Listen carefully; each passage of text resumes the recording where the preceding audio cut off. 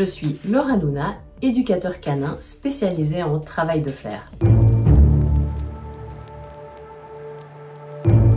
Dans cette vidéo, nous allons aborder la notion de marqueur, puis nous verrons plusieurs façons de récompenser son chien.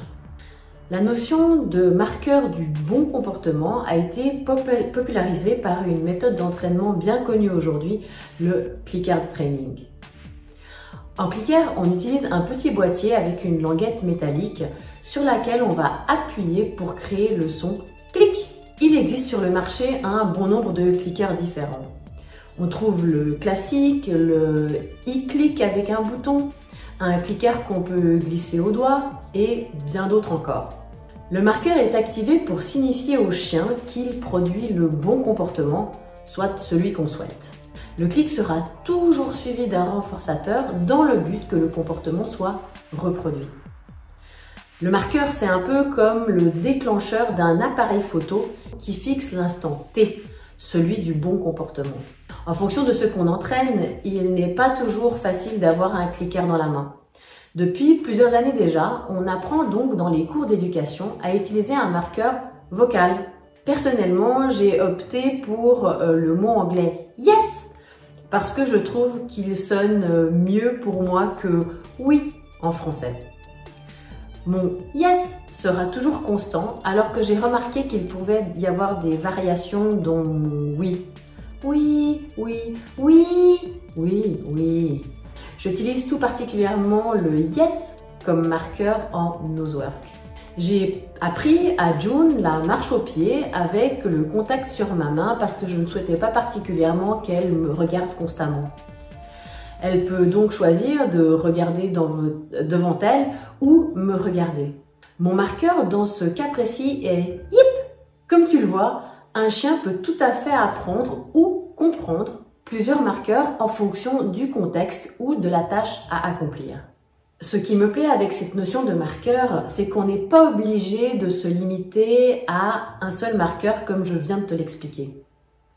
Nos chiens sont tout à fait capables d'en assimiler plusieurs. J'utilise couramment le clic du clicker ou le yes, mais je vais aussi en employer d'autres, comme par exemple good ou strike. J'utilise le mot good lorsque je travaille des exercices statiques ou le calme. Stop.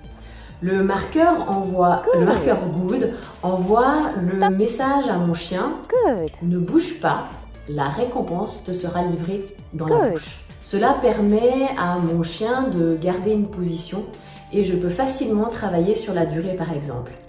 Le strike, quant à lui, indique à mon chien que je vais lancer la friandise, en général de façon latérale.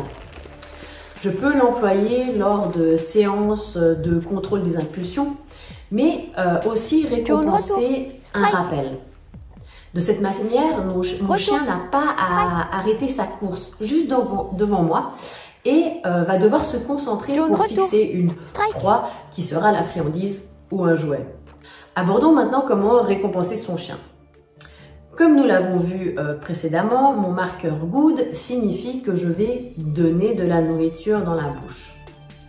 Lorsque j'utilise click ou yes, je peux ensuite ajouter ce fameux mot qui va indiquer au chien comment je vais le récompenser. June est une chienne dynamique et elle apprécie par exemple lorsque je lui lance la friandise dans la bouche. Dans ce cas, je vais marquer le comportement, puis ajouter catch pour qu'elle se prépare à attraper la friandise au vol. Si je n'ai pas de renforçateur sur moi, je vais marquer le bon comportement, puis ajouter shopping qui indique à mon chien accompagne-moi, nous allons chercher le renforçateur qui peut être soit alimentaire, soit un jouet ou une partie de jeu. Quand j'utilise un jouet, que ce soit un tug ou une corde, je vais marquer le comportement, sortir le jouet, puis dire « shop » à mon chien qui indique qu'il peut prendre le jouet dans la gueule depuis mes mains. Comme tu le vois, ce n'est pas limitatif et c'est vraiment des super outils pour indiquer à ton chien ce qui se passe après le marqueur. De cette façon, Tu obtiens des chaînes de comportement propres sans que le chien ne se disperse. C'est aussi un moyen de le garder focus après l'emploi du marqueur. Je vais ajouter une petite astuce à cette liste.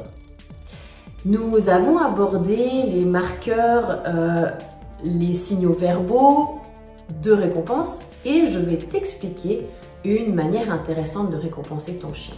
Selon l'exercice que j'aborde avec mon chien, je vais le récompenser de façon à induire un comportement, ce qui me permettra d'obtenir une chaîne de comportements pour pouvoir à nouveau le récompenser.